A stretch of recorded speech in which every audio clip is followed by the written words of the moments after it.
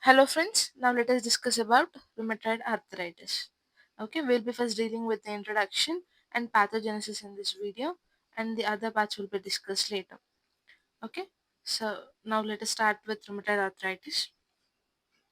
So, rheumatoid arthritis is a chronic inflammatory disease which is of unknown etiology. Okay, and it is characterized by symmetric polyarthritis. Okay, and it is most common form of chronic inflammatory arthritis. We have inflammatory arthritis and non-inflammatory arthritis, right?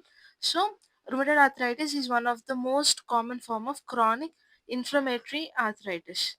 Okay, so there is a need to diagnose this rheumatoid arthritis in the early stage. This is because see, these are, okay, 1 minute. So imagine these are two bones. Okay, so they do have an articular cartilage over them. Okay, so when the rheumatoid arthritis is persistently active for a longer time, there will be damage to this articular cartilage. Okay, there will be damage to this articular cartilage, and there will be damage to the bones. Okay, this will lead to functional disability. So that is why it is vital to diagnose and treat this disease as early as possible and aggressively before it causes any further damage to this articular cartilage and the bone. Okay, so the exact cause of this rheumatoid arthritis is still unknown. So now let us move on to risk factors. As we know, it is an autoimmune condition, so it will have genetic factors and environmental factors. In any autoimmune condition, any genetically predisposed person, when they get exposed to some environmental factors, they develop this autoimmune disease, right? So in genetic factors, it is HLA associated and non-HLA associated. Okay, in HLA we have HLA-DR1 association and HLA-DR2 association, and in non-HLA we have association with peptidyl arginase, arginine deaminase 4, and PTPN22 gene. Okay, so there should be few environmental factors, right, to trigger this autoimmune condition. So those important environmental factors are infections and smoking. Okay, so now let us move on to pathogenesis. Okay, so as we know, genetic predisposition and environmental factors. Okay, when we get exposed to the environmental factors in persons who are genetically predisposed, genetically predisposed, the symptoms arise. Okay, so as we know, their articular cartilage we just discussed over here. This is your articular cartilage. So there'll be articulate protein over there. Articular protein over there. So when the genetically predisposed person get exposed to some environmental factors, there is modification in the articular protein. So what actually happens is that in this articular protein there is arginine. So this arginine gets citrinization or carbamylation. Okay, so that will convert the normal articular protein into an abnormal articular protein.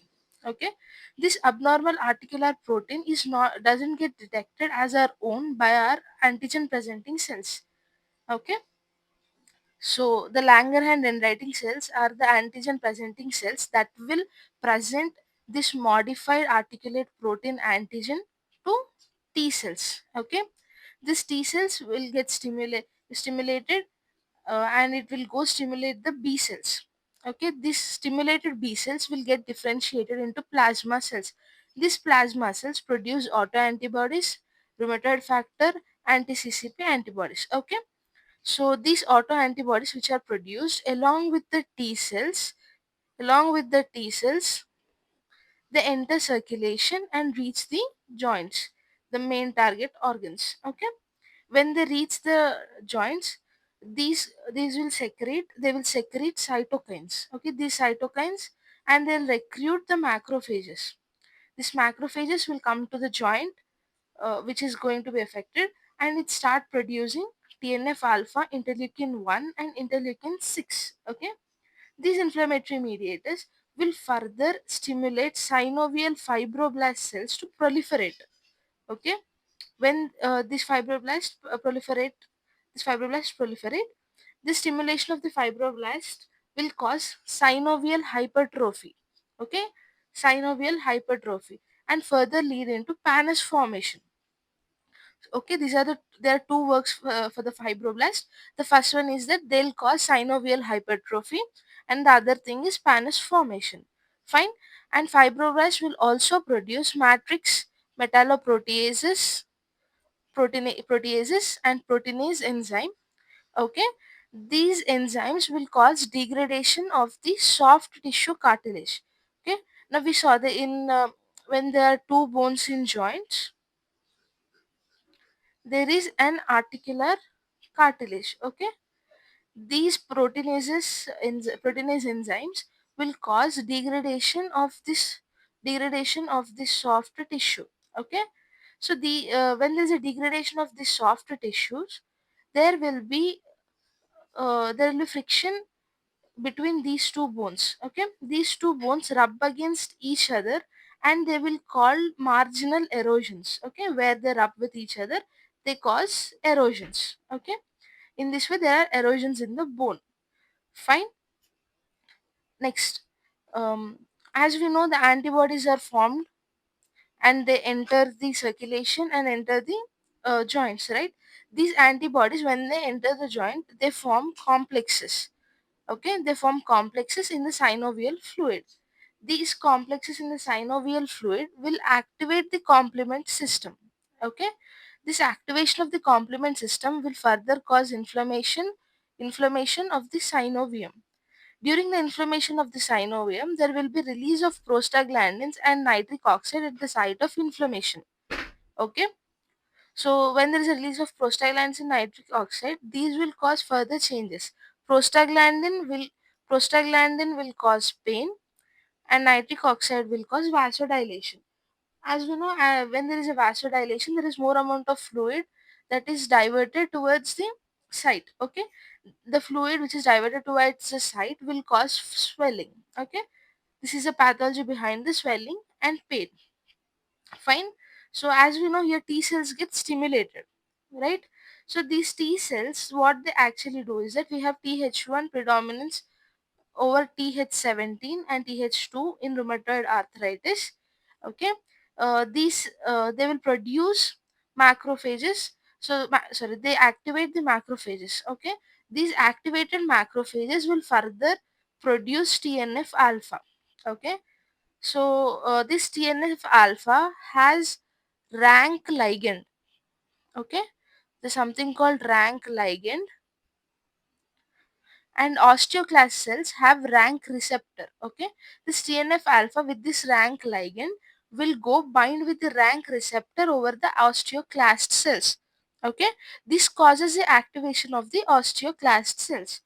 The activated osteoclast cells will go cause bone resorption. Okay, other than the activation of the osteoclast, TNF alpha has also another activity, that is inhibition of the osteoblast. Okay, this activation of the osteoclast and inhibition of the osteoblast will lead to osteoporosis. Okay, so this is a pathogenesis. Let us just revise once.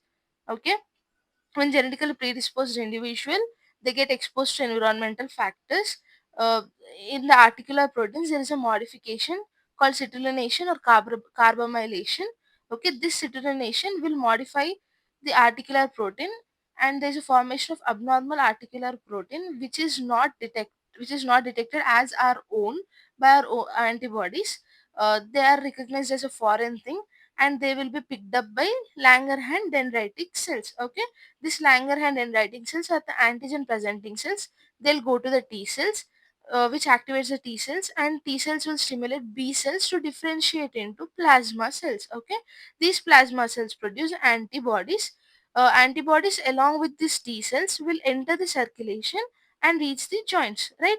After reaching the joints, they start secreting cytokines and recruiting the macrophages. These macrophages will in turn produces the inflammatory markers in TNF alpha, IL, interleukin 1, interleukin 6. Okay, these inflammatory mediators will further stimulate fibroblast cells to proliferate. So when there are more fibroblast cells, this will cause synovial hypertrophy and pannus formation.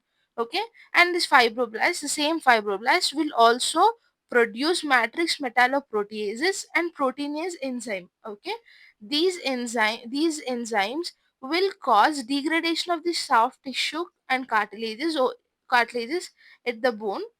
Okay, as these cartilages are gone right now, the bones will rub against each other, and that will lead to erosion. Okay, this is the pathophysiology behind erosion. And the fibroblast activation, synovial hypertrophy is the pathology behind pannus formation. Fine. And we know there are swelling and pain. So we'll just discuss about swelling and pain. When antibodies are formed, right, these antibodies are formed and they reach the joints. When they reach the joints, they form complexes in the synovial fluid. These complexes will further activate complement system and cause inflammation of the synovium. When there is inflammation of the synovium, there will be a release of prostaglandins and nitric oxide. So these prostaglandins will cause pain, and nitric oxide will cause vasodilation, which will divert more amount of fluid towards the site and cause more swelling. Okay, this is pathophysiology behind the swelling and the pain. Okay, so next, this T cell activation, which they were activated when the antigen presenting cell presented the modified protein. These T cells will further activate macrophages, which will produce TNF alpha. TNF alpha has a rank ligand which can attach to the rank receptor of the osteoclast and activate the osteoclast to resorb the bone, and it also has other function to inhibit the osteoblast. Okay, so the simultaneous activation of osteoclast and inhibition of the osteoblast will cause osteoporosis. Okay, so TNF alpha and T cell activation is a main pathogenesis of the osteoporosis. Fine. So this is the pathogenesis of rheumatoid arthritis. You'll get the notes in Dundalk's Instagram page, and we will deal with clinical manifestation in other video, and management in another video. Okay, please subscribe and share and like. Thank you.